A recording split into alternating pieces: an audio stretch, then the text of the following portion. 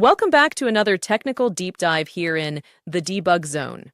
Today we're tackling a big question and breaking it down with insights from other users. Hopefully this clears up some misconceptions and helps you get the answer you need. So buckle up, stay a little curious, and let's jump right in.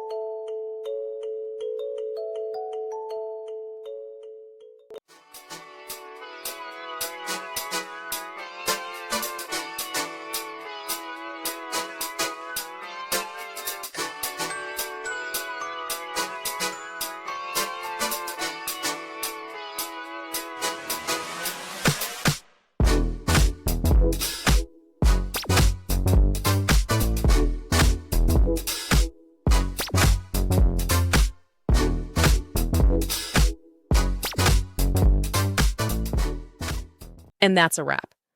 I hope you found the answer you were looking for. If you did, take a second to hit that subscribe button, it really helps out. And let me know in the comments which solution worked best for you. See you next time in the debug zone.